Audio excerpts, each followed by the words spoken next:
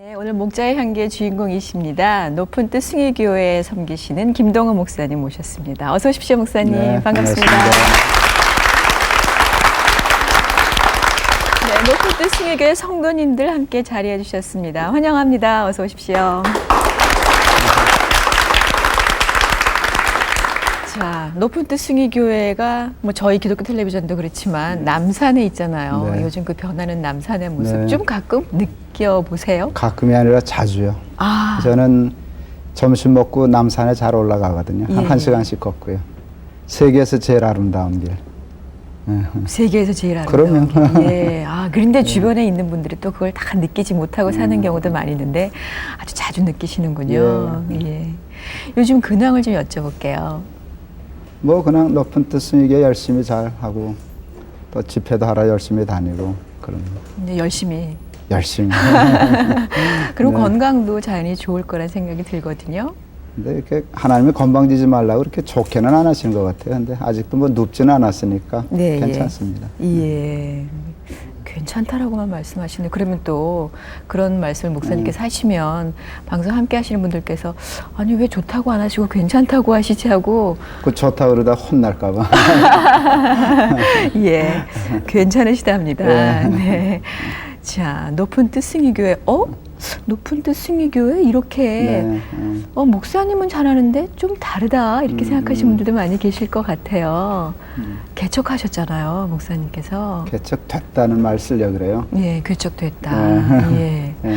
어떤 계기가 있으셨는지 좀 말씀해 주셨으면 좋겠어요. 예. 이제 제일 직접적인 그 계기는 재작년 6월 달에 경희대학교에서 청년 집회를 했어요. 예. 제가 학원복음화협의회를 하고 있는데 우리 그 부흥 작곡하고 한 우리 고용원 전도사님 아주 그 팀하고 그분들이 찬양을 하고 제가 설교를 하고 이렇게 집회를 했는데 그날 경희대 노천극장에 한 3만 명 청년이 오더라고요.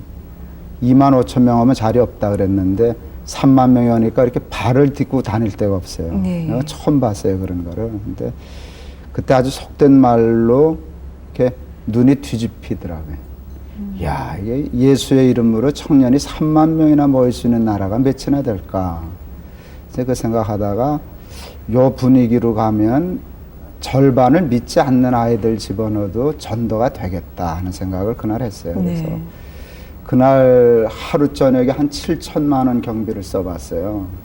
교회로서는 참 큰 돈인데 손 떨리는 걸 했는데 막상 3만 명이 와서 은혜를 받는 거 보니까 본전 생각이 하나도 안 나더라고요. 쓸데없는 짓 하면서도 몇십억 쓴다는데 그 하루 7천만 원 괜찮다. 그래서 앞으로 인생을 여기다 걸면 좋겠다. 뭐 한 1억이 들어도 1년에 10군데만 다녀도 뭐 10억이 작은 돈은 아니지만 그보다 더 귀한 예, 거니까. 그러면 예. 그래서 10억밖에 더 쓰겠냐. 그래서 그러려면 교회를 새로 해서 이제 주력을 여기다 쓰면 좋겠다. 이것저것 많이 하는 교회는 아무리 커도 그 돈 쓸 돈은 안 나오고 뭐 돈이 다는 아니지만 그래서 이제 교회 사역은 하나님이 어떻게 인정하시는지 모르지만 예배당도 지어보고 어느 정도 수적으로 성장도 했으니까 이만큼 하고 청년들 쫓아다니면 좋겠다.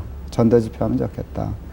그날 생각하고 그 주간에 아내한테 얘기하고 애들한테 얘기하고 그 다음 주 설교하고 그만뒀어요. 주변에서 그러니까 특히 동학교회 성도님들 황당해하죠. 예. 배신당했다는 느낌을 받는 것 같은데 이제 그건 아니고 제 나름대로는 정말 강한 소명. 이제 저도 50 넘었는데 한 10년 하나님 앞에 세일 해드려야지 이제 그 생각하죠. 네. 그밖에 뭐 그것만이 전부는 아니지만 그게 직접적인 원인이었어요. 그날 생각하고 그 달에 끝냈으니까. 순간적으로 아 이거 정말 귀한 일이구나라고 생각은 딱 들다가도 뭐 주변에 여러 가지 것들 아유 그럼 또 우리 성도님들 어떡하나 이런 생각 저런 생각에 이 결단을 딱 하고 실천하기가 쉽지는 않잖아요 보통. 쉽지는 않은데 그 사전 준비가 마무리되어 있던 것 같아요. 교인들은 언젠가는 나은 데서 떠나가야 된다는 생각을 했어요. 교인들이 한국 교회는 너무 마마보이예요.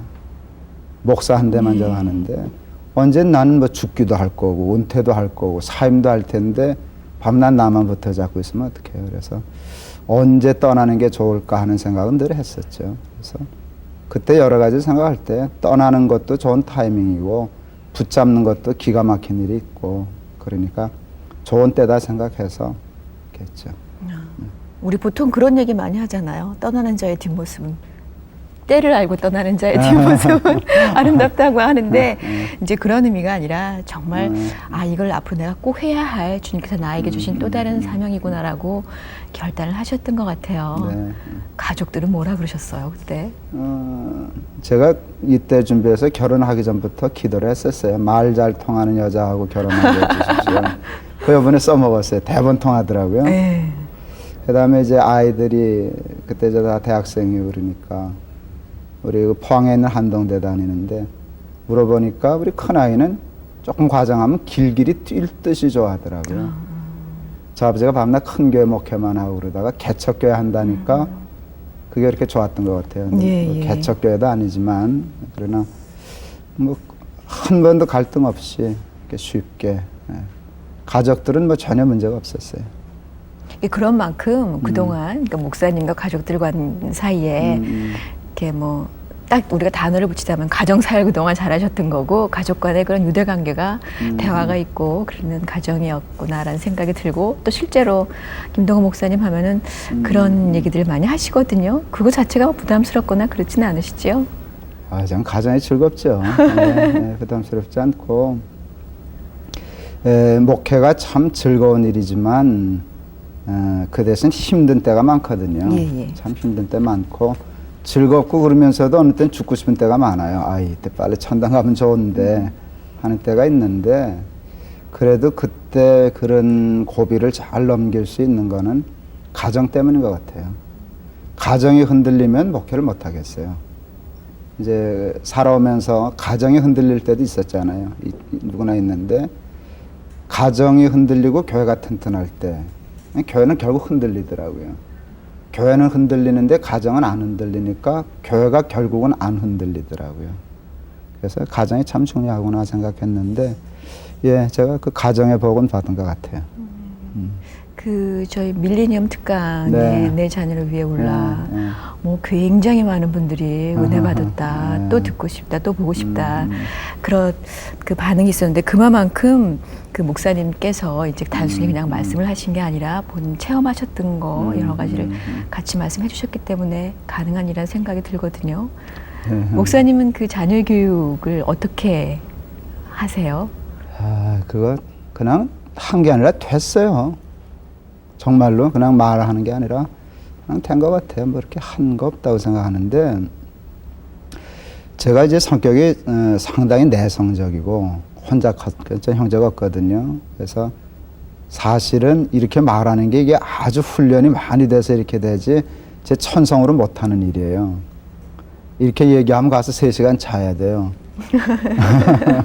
이렇게 말하는 게 참 힘들거든요. 근데 집에서도 아이들하고 대화가 많은 아버지인가? 전혀 아니에요.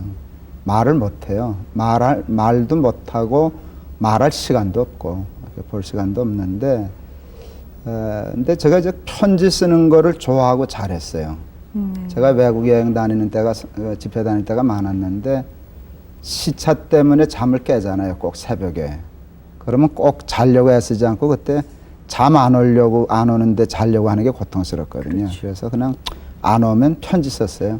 세놈에게 다. 자녀들에게. 편지 참 많이 썼는데 편지는 말하는 것보다 훨씬 쉽잖아요. 대놓고 야 너 사랑해 마음은 있지만 한국 남자들 그게 잘 안 돼요. 근데 편지는 그게 되잖아요. 또 전 잘 쓰거든요. 그랬더니 애들이 그 편지 가지고 이제 커뮤니케이션이 됐고 또 사랑 표현도 됐고 재밌는 건 처음에 아이들이 아주 어렸을 때는 읽지 않고 글자를 세더라고요. 누구한테 아빠가 더 많이 썼나. 그리고 이제 큰아이는 한동안 스크랩했어요. 아빠의 말씀 이제 그래가지고 그랬는데 그런 걸 통해서 이제 자녀하고 대화의 끈이 끊어지지 않았어요. 그게 이제 제일 컸던 거 이제 같고 아내가 그 역할 잘해줬죠. 아내가 아이들 학교 다닐 동안 아파트 열쇠를 아이들에게 안 줬으니까 학교 갔다 오면은 언제나 수고했다 그러고 문 열어주려고 그랬었으니까 그 덕이 크죠. 그 말은 별로 목사님께서 제가 말하는 거 참 힘들어합니다 그러셨는데 잘하죠? 예 말씀을 너무 잘하실 뿐더러 또 편지라는 것도 사실 대화라는 게 말만으로 하는 건 절대로 아닌데 끊임없이 많은 대화를 자녀들하고 해오신 거잖아요. 그런 면은 그렇죠. 그러니까 말을 못했을 뿐이지 대화는 끊어지지 않았죠. 늘 대화가 있었죠. 네. 특별하게 자녀 교육에 대한 뭐 나의 철학이다라고 한다라면 아니면 지금 참 많이 그 자녀들과 단절되어 있는 대화 때문에 어려워하시는 분들, 특별히 아버지들에게 해주시고 싶은 말씀 있으시면 좀 해주시면 좋겠네요. 이제 제가 이제 가장 기본으로 생각하는 건 자식이 내 소유물이 아니라는 거예요. 부모들이 사랑하기 때문에 착각해요. 이렇게 소유해요, 자식을. 그 이제 제일 잘 많이 쓰는 말 중에 하나가 내가 너를 어떻게 키웠는데 그러면 이제 자식은 할 말이 없어요. 그러나 그렇다고 해서 내 소유물은 아니에요. 제가 하나님 참 하나님 좋지, 하나님 좋아하는데 하나님이 우리를 대하시는 게 이제 자녀 교육을 하는 것과 같거든요. 근데 전 성경 이 구절이 좋아요. 내가 문 밖에 서서 문을 두드리려니 누구든지 내 음성을 듣고 문을 열면 나 같으면 그냥 나다 그러고 들어가면 되잖아요. 하나님이 들어오는데 문도 안 두드리고 들어오세요? 이럴 수는 없잖아요. 하나님은 그냥 들어오실 수 있는데 그냥 안 들어오셔요. 들어가도 되냐? 그래요. 들어오세요? 그러면 들어오셔요. 그게 뭘 의미하는가 하면 하나님이 죄인인 우리들의 인격을 존중해요. 그리고 하나님이 예의가 있어요. 이 말은 참 불경스러울 정도의 단어인데 그렇지 않아요. 하나님이 사람에 대하여 예의가 있어요. 근데 부모들이 자식을 인격적으로 대하는 걸 놓쳐요. 그리고 여기 부모님들 잘못하면 상처받을 수 있는데 자식에게 무례해요. 참 무례한 부모들 많아요. 근데 몰라요. 사랑하기 때문에. 그거로만 다 되는데 그래서 아이들이 이렇게 노여워할 때가 참 많아요. 저도 이제 그럴 때가 많은데 그거 조심 많이 하죠. 한 예를 들면 저 영락교에 있다가 동안교회 담임 목사 청빙 받아서 갈 때 우리 큰아이가 중학교 2학년 그때가 이제 12월 달인가 끝날 때죠. 중3 되는 때인데 생각지도 않았는데 이놈이 동안교회 안 가겠다는 거예요. 말이 아빠가 목사지 내가 목사예요 그러더라고요. 근데 가만 생각하니까 그 말이 맞아요. 내가 목사지 뭐 쥐가 목사인가. 아빠는 동안교회 가지만 나는 친구가 여기 있고 영락교회가 더 좋은데 나한테는 물어도 안 보고 가자 그러는 법이 어딨냐고. 근데 화가 나는 것 같은데 생각하니까 그 말이 맞아요. 그래서 제가 1년 동안 영락교회 데려다 줬어요. 동안교회 주일날 오는 동안에 걔 영락교회 떨어주고 나는 오고 1년 동안 그랬는데 그러니까 1년 후에 지발로 오대요.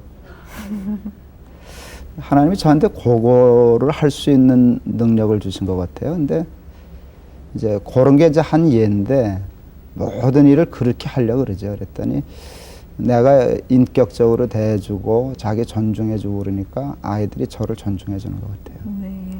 서로 인격적으로 네. 대하라. 네. 예. 그거 참 안 되는 거다라고 또 잘 못하죠. 제일 힘들어요. 특별히 이제 본인 다 잘 될 때는 괜찮은데 본인이 힘들고 그러면은 힘이 없어 보이는 자녀한테 그렇죠. 많은 것들을 해대고 또 아버지들은 또 우리 그 유교적인 관습에 많이 저도 생활하셨기 때문에 더 많이 그러시고 그렇죠. 직접 편지를 좀 쓰라고 권해보고 싶으세요, 목사님? 편지 쓰는 게 제일 좋죠. 요즘 뭐 편지보다 더 좋은 게 나왔잖아요. 인터넷. 어른들, 할아버지들이 배우면 제일 좋을 게 나는 인터넷 같아요. 그러면 그 자리에서 들어가잖아요. 그 손주들 한데, 아이들 한데라도 인터넷으로 편지 한번 쓰면 이게 또 달라요. 편지 쓰는 거하고 또 달라요. 저는 그래서 인터넷 많이 활용하죠. 네. 특별히 아이들도 그 어른들, 엄마, 아버지, 더더군다나 이제 뭐 할아버지 세대는 나하고 인터넷하고 이게 전혀 그렇죠. 관계가 없는 줄 알았는데 그렇죠. 인터넷으로 한다는 거에 굉장히 깜짝 할아버지가 놀라고. 메일 보냈다. 애들 뒤집어지는 거죠. 야, 우리 할아버지 이렇게 되고 자랑스러워하고 그래서 인터넷은 할아버지들이 제일 먼저 배워야 할 것 같아요. 할머니, 할아버지들이. 이제 특별히 그게 그런 수단으로도 참 좋은 방법이긴 하지만 자녀들이 무엇을 좋아하고 원하는가에 그러면, 예. 대해서 아이들이 예. 좋아하는 걸 가지고 같이 커뮤니케이션이 되니까 그 붓으로 그렇게 쓰면 애들 좀 곤란할 거 아니에요. 한문 써가서. 그런데 인터넷으로 그렇게 하면은 아이들이 이렇게 벽이 무너지죠. 네. 어떻게 보면 맞춰 주어라. 그럼요. 예. 예, 그럼요. 그런 얘기가 되기도 할 것 같습니다. 뭐 본인이 먼저 잘 해 보시고 얻은 경험담이기 때문에 전혀 틀리지 않을 거라는 생각이 들고요. 또 많이 그것 때문에 공감하시는 분들 많이 계실 것 같아요. 오늘 김동호 목사님 모시고 목자 향기 보내드리고 있는데 쓰시는 책들이 전부 다 베스트셀러예요. 특별히 제가 지금 옆에 책을 하나 가지고 있는데 자식의 은혜를 아는 부모. 보통 얘기하면 그죠? 거꾸로 거꾸로 부모의 된 거죠. 은혜를 아는 자식 뭐 이렇게 될 법한데 이것도 정말 많은 분들이 은혜를 받았다라고 얘기를 하는데 보면 가족들 얘기를 많이 하세요. 목사님께서는. 네. 근데 내가 모델이 되는 거에 대해서 식구들이 좀 왜 그러세요 아버지? 뭐 이 남편한테 그러는 경우는 예. 없어요? 정말 그거 아이들한테 미안해요. 저는 설교할 때 이제 신학교에서 배운 금기가 있어요. 설교할 때는 가족 얘기하지 말아라. 이걸 배우거든요. 근데 제가 설교를 하면서 목회를 하면서 그게 꼭 옳을까 하는 회의를 가졌어요. 그리고 제가 정의한 설교의 정의는 성경을 가르치는 게 아니에요. 그건 내가 설교 준비하면서 내가 할 거예요. 이게 성경이 뭐다. 그 다음엔 설교하는 사람이 그걸 살아야 돼요. 그래서 먹어보니 이렇더라. 난 그게 설교라고 생각했어요. 이 음식은 저런 거다라고 가르치는 게 아니라 먹어보니까 이렇더라. 그래야 설교자의 삶이 붙어야, 말씀과 삶이 붙어야 좋은 설교가 된다고 생각해서 제가 정의한 설교의 정의는 예수 믿고 사는 이야기, 성경 주석, 강해 설교, 그거는 준비하는 단계에서 돼야 되지만 강해 설교로서는 난 부족하다. 내가 설교하는 거니까 넌 어쨌냐 그거 듣고 싶어 하거든요. 그랬을 때 그러고 보니까 내 주변의 일들이 다 나와야 돼요. 내가 제일 사랑하는 게 가족이니까 많고 난 또 개를 좋아하니까 개 얘기 많고 제가 개 얘기를 하도 설교 시간에 하니까 청년들이 나를 놀려먹더라고요. 애들이 오늘 우리 목사님 또 개소리 하셨다. 그런데 이제 말씀하신 것처럼 아이 얘기들 많이 하거든요. 우리 큰아이가 한동대학교 1학년 입학했을 때 선배들이 거기는 하긴 예수 그냥 죽들이 열심히 믿는 애들이 많잖아요. 네. 선배가 우리 아이 보더니 네가 개냐? 맞아요. 네가 개냐? 그러고 친구들이 만나면 너 아버지가 또 설교 시간에 뭐라 그랬다. 이제 뭐 그런 얘기 듣는데 잘못하면 그 애들이 싫어하고 상처받았을 텐데 우리 아이들이 다행히 그걸 그냥 봐줬어요. 봐주고 그래서 마음 놓고 하죠. 그게 별로 자녀들 싫지 않았던. 근데 싫을 수 있거든요. 사춘기 때는 그게 싫을 수 있는데, 나는 싫은데 그것도 그 편지하고 커뮤니케이션의 덕분이 아니었을까. 그러니까 아버지하고 별로 싫지 않으니까 조금 부담스럽지만 그냥 봐주는 것 같아요. 근데 그 자체보다도 그 이전의 관계가 좋지 않으면 그것까지도 다 싫겠죠. 그렇죠. 근데 그거는 솔직히 이렇게 기분 좋은 일은 아니죠. 자기 얘기하는 거. 그런데 좋은 얘기만 하나요? 어떤 때는 엉뚱한 얘기도 하는데 아버지하고 관계가 나쁘지 않으니까 그냥 봐주고 넘어가는 것 같아요. 자녀가 지금 그 대학교 다니는 이제 대학 졸업한 아이, 큰 아이, 이제 제대하고 복학한 둘째 아이, 이제 휴학하고 군대 간 셋째 아이. 그러니까 다 아들이겠죠. 군대 다니니까. 그러네요. 네, 그렇습니다. 딸이 있었으면 좋았었겠다 그런 생각 해보신 적 없으세요? 첫째부터. 처음부터. 근데 제가 이제 형제 없이 커서 혼자 크니까 아들보다 딸 욕심이 더 있더라고요. 근데 욕심을 부리니까 안 주신 것 같아요.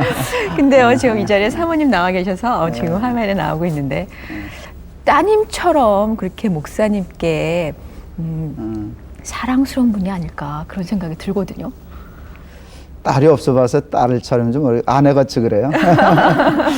예, 그 말이 맞을려요. 예. 네. 때로는 그 딸의 역할조차도 사모님께서 해주실 것 같은 그런 느낌이시거든요. 우리 사모님께서. 사모님 얘기 좀 해주세요. 근데 저 여자 그렇게 애교덩어리는 아니에요. 제가 이제 팔불출 같은 소리 많이 하는데, 제가 전에 이제 극동방송인 것 같아요. 뭐 얘기해도 괜찮죠. 극동방송인데, 제 설교 담당해주던 PD, 한 30대 초반 주부인데, 자기 남편 사진이 있더라고요. 신랑인가 보다 그랬더니, 예, 우리 신랑이에요. 그래. 그다음에 괜히 그래요. 못생겼죠? 그래요. 잘만 생겼구만. 그랬더니, 못생겼다고 박박 우겨요. 그래서, 못생긴 신랑한테 뭐하러 시집 갔냐? 그랬더니, 그때 콩깍지가 씌워서 몰랐어요. 그래요. 이거 콩깍지 씌우면 안 되는데, 그랬더니 그 친구가, 목사님은 결혼한 지 몇 년 됐어요. 그래요. 그래서 20몇 년 됐는데, 근데 목사님 아직도 콩깍지가 안 벗겨졌어요. 그래서 내가 정말 80불출 같은 소리를 했어요. 그때. 야, 안 벗겨진 게 아니라 더 씌웠다. 야, 그래서. 그리고 끝나고, 방송 끝나고, 차 타고 오면서, 야, 내가 참 8불출 갖고 모자라서 80불출은 되겠다. 그랬는데, 80불출 아니야? 800불출이면 어떠냐? 사실인데. 그래서 감사하고 전 사실이거든요. 제가 정말 800불출 같은 소리도 해봤어요. 결혼주례 하다가. 신랑 신부 세워놓고 너희들 좋지? 지금 결혼하는데 그러면 좋지 않죠? 사랑하냐? 죽도록 사랑하지. 야, 나도 결혼할 때 그랬는데 난 지금 그때보다 내 아내 더 사랑해. 너도 나만큼 살아라. 그랬어. 이게 뭐 바보도 보통 바보가 아닌데. 그보다 사실 더 좋은 주례사가 어디 있어요? 예, 그러니까 신랑 신부가 그냥 눈이 뚱그레지더니 아멘 그러더라고요. 예. 신학생이었는데 이게 건방을 떨어봤어요. 나만큼 살아라. 그러는데 아내 사랑하는 것만큼. 네, 알겠습니다. 네, 됐죠.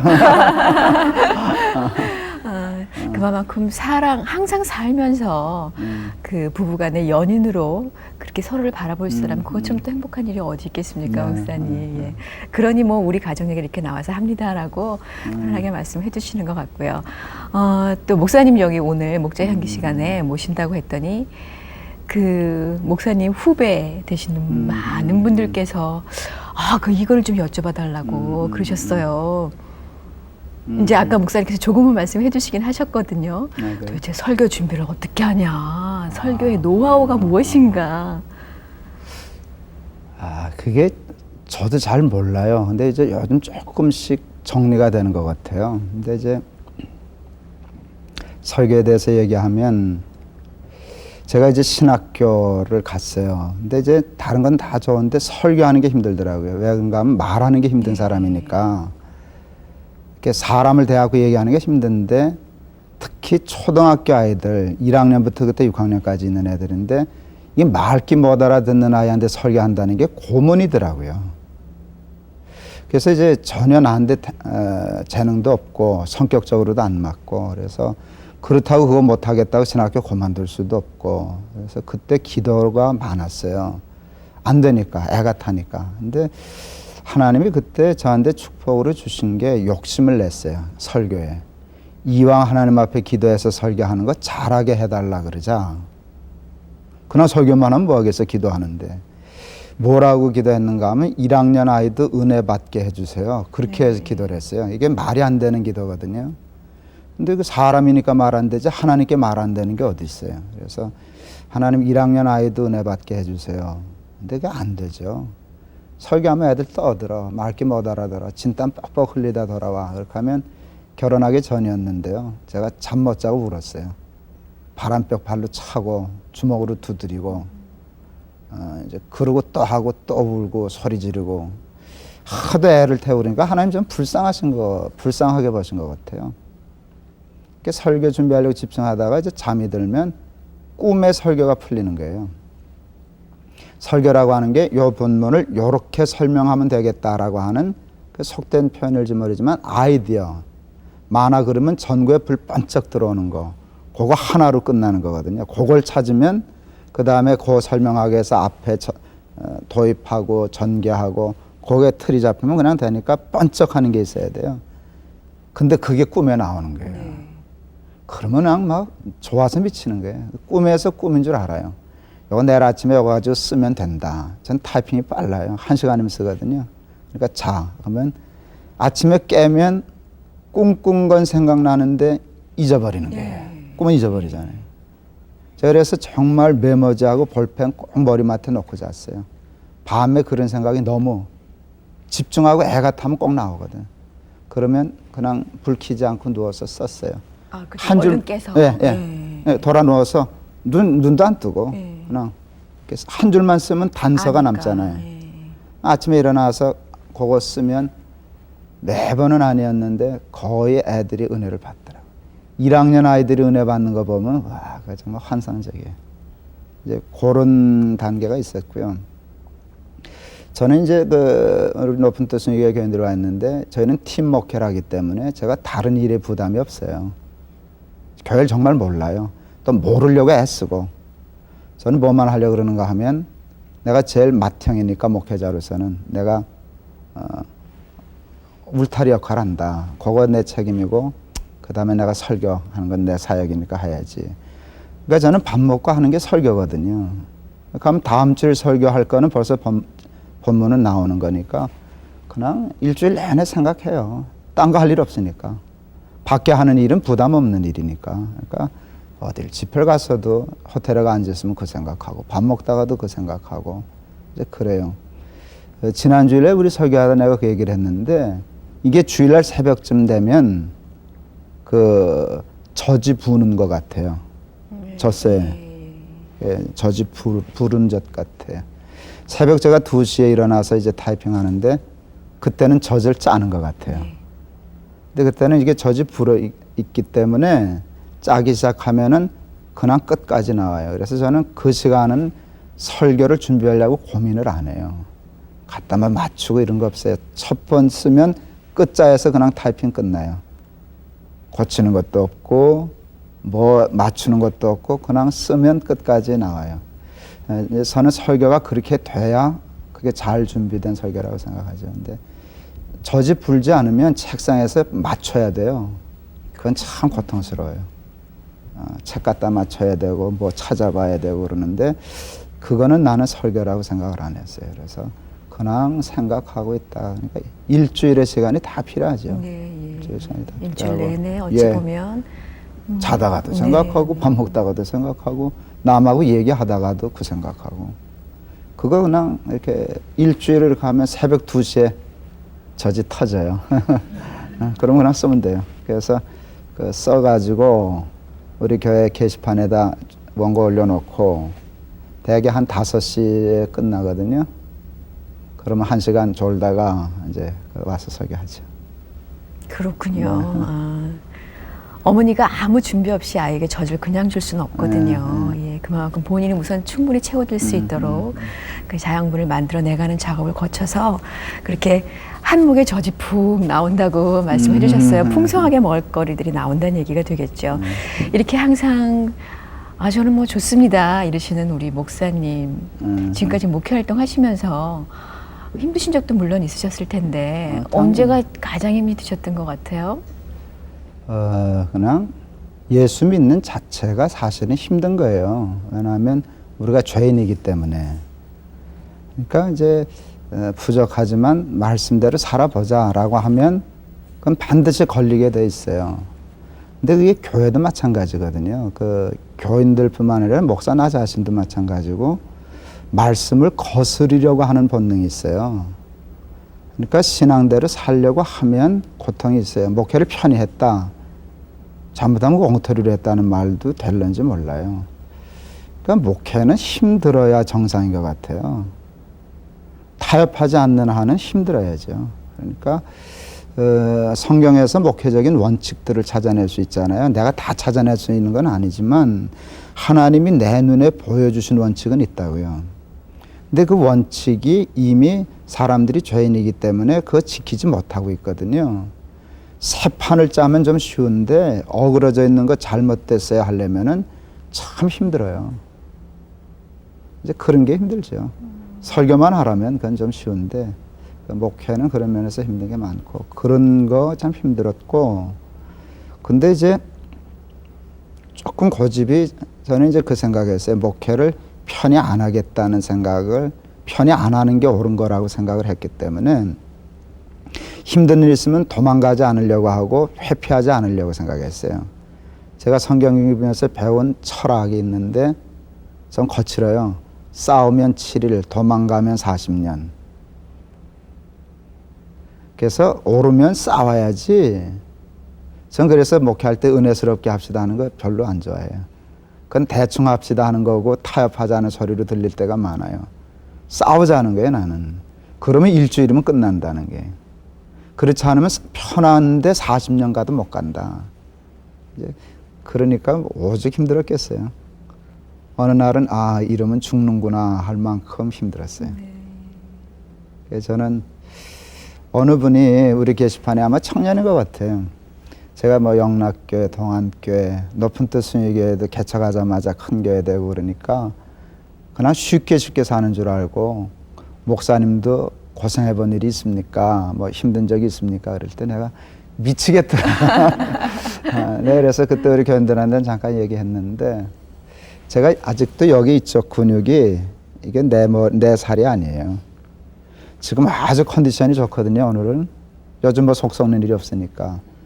그런데도 요 손바닥만큼 있는 부분은 내가 여기 조금 느낌이 달라요. 근데 스트레스를 받으면 마비가 와요.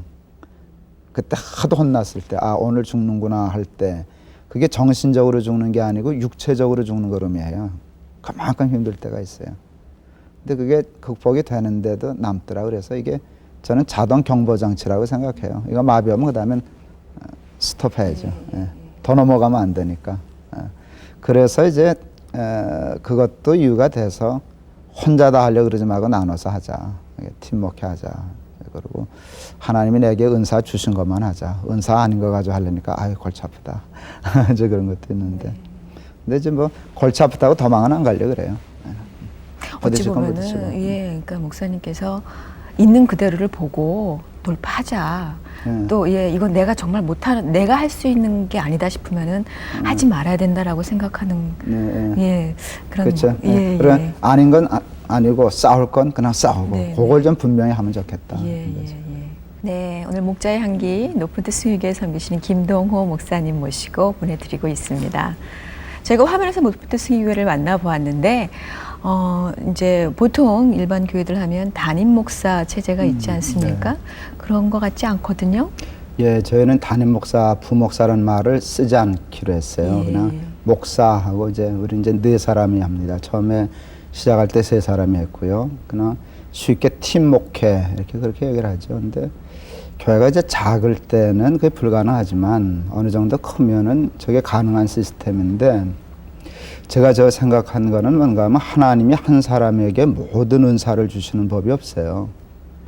근데 목회는 은사대로 해야 되거든요. 그러니까 하나님이 내게 주신 은사, 그건 병원으로 얘기하면 전문의가 되는 것과 같아요. 그렇죠. 그냥 일반 의사 말고 그냥 의사면 웬만한 거 다 할 수 있지만 그런 보편적인 보건소나 의원 수준의 진료가 아닌 하나님이 내게 주신 은사를 그 전문화해서 난 그것만 하고 그걸 팀으로 만들면은 전체적으로 보면 종합병원 시스템이 되잖아요. 그래서 저는 우리 높은 뜻 순위교회가 아직 그렇게 큰 교회는 아니지만 시스템은 종합병원으로 가야 되겠다. 이렇게 해서 이제 나눠서 하는 거죠. 그러니까 우리는 부목사가 없어요. 그래서 그 맡은 부분에 관한 하는 다른 교회가 당회장이 가지고 있는 권한을 가지고 있죠. 선교라든지 행정이라든지. 그래서 근데 그게 말처럼 쉽지는 않아요. 제가 담임 목사에 익숙해져 있던 사람이기 때문에 자꾸 모르는 사이에 이제 월권하게 돼요. 그래서 요즘은 부진애를 쓰죠. 그래서 누가 선교비 부탁을 해도 참 말 안 해요. 그건 내 서간 아니다. 목사님 얘기 좀 해주시죠. 우리 박은호 목사님이 선교 담당인데 내가 말하면 아니요 할 수 없어요. 그러니까 당신이 가서 얘기해요. 나 말 안 해. 그리고 박 목사님이 나한테 어떻게 하면 좋겠나 의견을 구하면 내가 좋은 말 해드릴게요. 이제 그렇게 해서 이제 가능한 한 이렇게 팀을 짜려고 그러죠. 그래야 이 다음에 내가 그만둬도 몸살 조금밖에 안 하지 않겠어요. 혼자 다 하다가 하면 꽈당 넘어지잖아요. 교인들 전체도 네. 좀 제자화 훈련이 많이 되어 있어야 되겠다 그런 생각이 들거든요, 목사님. 아까 이제 박 목사님 그 얘기 잠깐 하시던데 이게 뭐냐 하면 교회가 일을 정하고 무조건 이렇게 두부모 자르듯이 당신들은 이거 해, 몇 선교회는 이거 해, 그게 아니라 우리는 선교회 조직을 안 했어요. 근데 이제 사역들이 이렇게 나타나면 이제 서서히 나는 저거 하면 좋겠는데 그러면 남자 여자 30대 60대 할 것 없이 그 사역별로 가서 모이라는 거예요. 그게 은사거든요. 그렇게 되면 이제 자연히 거기가 이제 선교회가 되겠죠.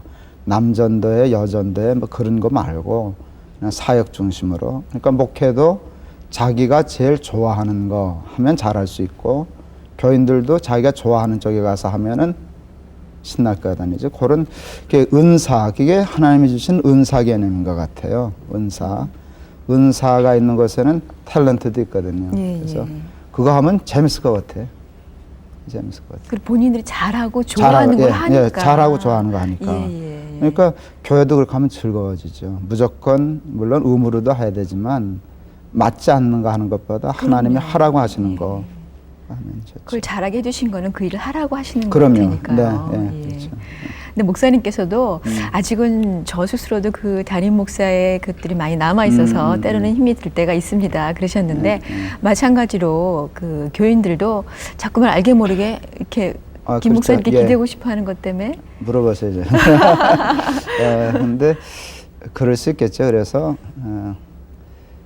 우리 교인들이 잘못하면 오해하실런지도 몰라요. 그래서 제가 개인적인 정을 잘 안 주려고 그래요. 교인들한테. 정이 있죠. 요즘은 조금 나이가 돼서는 교인이 이뻐 보여요. 이뻐 보이는데 그거 뭐 예전에는 미우셨습니까? 전에는 청년들만 이뻤어요. 어른들은 좀 못마땅한 게 많아가지고 전에 있던 교회 어른들 생각하니까 미안한데 나한테 욕 많이 먹었어요. 밤낮 책망 듣고 설교 시간에.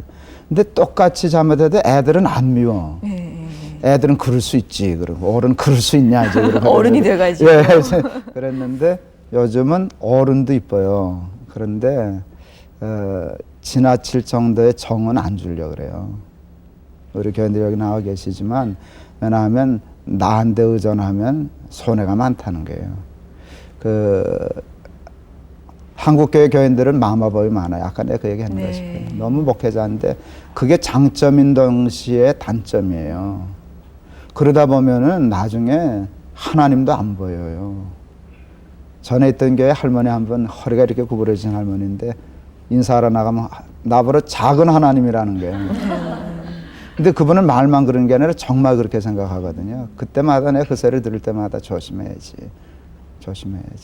사실 이 프로 이름이 목자의 향기거든요. 저는 조금 무서워요. 그 이름 자체가 이게 되면 이제 그날 게스트가 나오는데 이제 좋은 것만 각색되거든요. 향기니까 목자의 악취가 아니잖아 프로그램이. 이렇게 했을 때 이게 잘못하면 이거 하나님 좀 섭섭하면 어떡하나 이제 생각해서 이제 그런 이제 좀 조심은 해야죠. 사실 그런 거를 항상 좀 무섭다라고 말씀을 하시고 또 그런 생각을 하신다라는 건 항상 하나님을 하나님 무섭죠. 생각을 하고 계시는 거고 그걸 또 따라서 우리가 보는 거잖아요. 그래서 저희는 목자의 향기라고 하나님 우습게 봐도 혼나니까 얘기를 하는 거고 그 말씀은 충분히 공감이 됩니다. 잘못하면 그 어떤 한 목자만 바라보게 되다 보면은 본인이 스스로 쓰지 못할 때도 있고 또 교인들 한국 교인들 극복해야 할 가장 중요한 게 그렇다고 목사를 무시하라는 것도 아니고 그런데 하나님처럼 매달리면 안 된다는 거예요. 그래서 그게 어찌 보면은 우리 교인들이 조금씩 성장을 위해서는 또 그런 과정들이 필요했었죠. 필요했었는데 지금 이제 개혁을 해야 되는 단계다라고 얘기가 되고 있는 것 중에 하나가 포함된 얘기가 아닐까. 정확히 보셨어요. 그러면 이제 그렇게 되면 이제 목사들이 사람이기 때문에 속아요. 교인들이 좋아서 이렇게 매달리다 보니까 자기가 정말 대단한 사람인 것처럼 속고 또 교인들이 교인들이 많은 교인이 좋아하면 그게 권력이 돼요. 엄청난 권력이 돼서 나중에 참 놓기 어려워지고요. 그러면 교회가 사람 교회가 될 위험성이 그렇게 연결이 돼요. 그래서 연결이 되죠. 한국 그 교회 개혁을 위해서 한두 말씀을 더 해주신다면 우리가 어떻게 했으면 좋겠습니까, 목사님? 이제 그 기독교적인 인간 이해는 사람이 죄인이라는 거거든요. 그거 잊어버리면 이제 실수예요. 이렇게 나왔지만 제가 죄인이거든요. 우리 형 권사님도 죄인이고 이거 다 죄인이란 말이죠. 근데 목사가 죄인이에요. 근데 죄라고 하는 게 뭔가 하면 내가 주인이 되겠다는 거예요. 믿음은 하나님이 주인이라는 거거든요. 근데 교회 목회를 하다 보면 한국 교회는 목회자가 또 장로님들이 이렇게 권력이 집중되고 관심이 집중되다 보니까 권력이 커져서 하나님 자리에 비슷하게 앉아있게 돼요. 개혁이라고 하는 거는 사람 주인 되면 안 돼. 하나님 주인이지. 이제 그거죠. 그러니까 제가 교회 개혁하자 그러는데 뭐 그렇게 거창한 거 아니고 언제나 하나님이 주인이신 교회 하자. 사람은 조금 내려앉자. 제가 볼 때 이 과정이 그런 죄인인 과정이니까 자기도 모르는 사이에 살다 보면 하나님 자리에 비슷하게 와 있거든요. 그렇게 하면 야 너무 가깝다 좀 멀어가자. 나 스스로도 좀 내려가자. 너 아니야. 너 썩으면 안 돼. 그렇게 하면 교인도 망하고 너도 망하고 교회도 망해. 여기는 스포트라이트는 하나님이 받아야지. 이제 그런 생각하는 건데 그게 말만 갖고 안 되더라고요. 그 사람은 죄인인데요. 그게 나중엔 시스템을 구축해요. 자기 자리를 보장할 수 있는 시스템, 조직, 법 만드는데 그걸 이제 바꾸는 거예요. 그 법은 나쁘니까 이렇게 바꾸자. 그런 조직은 이렇게 좀 바꿔야 사람이 민주화되고 하나님이 중심이 되겠다. 이제 그게 이제 교회 개혁하려고 하는 핵심이죠. 네. 나의 위치를 정확하게 알자. 그럼요. 한마디로. 엉뚱한 자리가 있거든요. 그리고 떠나고 버릴 줄 알아야 되는데 떠나야 할 때 붙잡아요. 붙잡으라 그렇게 하면 도망가고 그만두라 하면 붙잡고 그러니까 떠날 때 떠나고 붙잡을 때 붙잡고 하라는 것만 하고 하지 말라는 건 남한테 주고 되게 말이 쉽지만 그렇기 때문에 우리 또 끊임없이 깨어 있어야 그렇죠. 된다. 바로 그 얘기가 될 것 같습니다. 자, 뭐 1시간 동안에 우리 목사님의 모든 얘기를 저희가 다 들을 수는 없었어요. 하지만 목사님께서 어떤 생각을 갖고 또 우리에게 어떤 걸 얘기해주고자 원하시는지는 저희가 분명히 알 수 있을 것 같습니다. 목사님 여기 나와주셨으니까요. 목사님 개인의 기도 제목이나 뭐 기도 제목을 말씀해 주시면 우리 시청자 여러분 같이 기도해 주실 수 있거든요. 이제 아까 동안교회 사임하고 높은 뜻 순위교회 개척하고 할 때 그 얘기를 했는데 우선 높은 뜻 순위교회가 개척되었으니까 교회가 전 팀 목회가 잘 돼서 팀 목회가 잘 성공적으로 정착되는 거 큰 제목이고요. 그다음에 저 개인적으로는 저는 이제 설교 사역하고 하면서 주로 하려고 하는 게 이제 청년 전도 집회예요. 그 아까 우리 잠깐 그 나왔던 그림이 그게 제가 얘기했던 경희대 집회 그림이에요. 그때 우리 기독교 텔레비전에 와서 촬영했거든요. 그래서 올해부터 전도 집회 이제 투어를 시작해요. 한국에서도 지방에 하고 이제 해외 집회도 1년에 한 2번씩. 그거를 위해서 1년 동안 준비 많이 했어요. 찬양 팀도 키우고 같이 가서 사역할 집회할 사람도 모으고 그래서 이번에 아마 호주, 뉴질랜드 아니면 미국 서부 그 둘 중에 지금 조절하고 있는데 8월 마지막 주간하고 9월 첫 주간 2주간 한 4곳 호주, 뉴질랜드에 4곳 정도에 가서 전도 집회합니다. 우리 한 10명 끌고 그게 이제 첫 해인데 첫 단추가 잘 끼워져야 돼요. 그렇게 되면 그 다음부터 쉬워지거든요. 그래서 저는 주로 그 일을 해서 청년들이 교회를 떠나간다 그러는데 그렇지 않아요. 청년들 붙잡는 건 별로 어렵지 않아요. 조금 관심 가지고 투자하고 전심을 쏟으면 돈이 다는 아니지만 그날 하루 경희대 집회 7천만 원 썼다 그랬잖아요. 돈 있는데 마음이 있더라고요. 그러니까 애들한테 좋은 거 해주겠다. 음향 장비도 최고, 조명도 이쁘게. 그렇게 하다 보니까 7천만 원 들더라고요. 그런데 술 먹고 노는데도 그렇게 쓰더만 복음 전하는데 애들한테 좋은 거 해주자. 근데 그게 돈 때문에 된 게 아니고 그 마음이 통한 것 같아요. 그래서 약간 전력을 다해서 하면 애들은 온다. 그래서 이제 그 전도 집회하는 거 이제 꼭 제가 교회 개혁책도 쓰고 그랬는데 건강한 교회 운동 그렇게 생각했어요. 그래서 건강한 교회의 나름대로의 최소한의 표준과 기준을 세워야 돼. 말만 하면 안 되니까 이건 잘못됐으니까 이렇게 하자, 시스템을 이렇게 하자 해놓고 그걸 강의하는 거예요. 좋은 이제 세미나 하우스나 수양관 하나는 지으려고 그럽니다. 그래서 교회 목사님, 장로님들 다 초청해서 한국 교회는 목사, 장로님들만 은혜 받으면 되잖아요. 우선 교회가 움직이는. 그래서 제가 이해해 보니까 잘못된 거 가지고 비판할 때는 부정적으로 보이더니 강의하다 보니까요. 아니요. 그거 오라. 그렇게 해야 돼. 하는 사람들이 더 많아요. 그래서 안 되는 사람 보러 왜 안 되냐 가지고 싸우지 말고 하겠다는 사람 막아가지고 하는 게 좋겠다. 그 힘 가지고. 그래서 제가 방향을 좀 바꿨어요. 그래서 전 주로 이제 그거 벌써 시작했어요. 그래서 이제 수양관도 세우려고 그러고, 그렇게 하면 목사님만 와도 안 돼요. 장로님만 오셔도 안 돼요. 그게 장로님 다 오셔도 괜찮아요. 뭐 돈 조금 쓰면 되는 거니까. 몇 개씩 그래서 잘 우리가 대접해드리고, 쉬면서 아주 환경도 좋은 데서, 그리고 차분히 설명해 가면서, 우리 이거 내려놔야 되지 않겠나.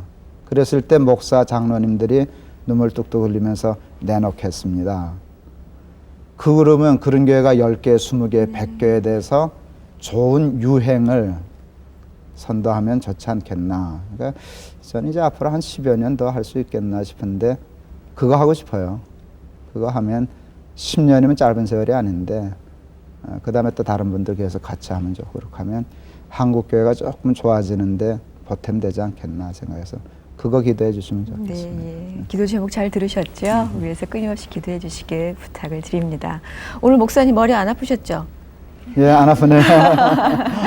예, 저는 좋았거든요. 목사님 뭐 처음에 말씀 못 하신다고 그 말 믿는 사람 아무도 없었을 텐데 그래도 예전엔 그러셨대요. 지금 너무나 말씀 편안하게 잘해주고 또 저희에게 정말 많은 좋은 얘기를 해주셔서 고맙습니다. 목사님 나와주셔서 고맙습니다. 감사합니다. 감사합니다.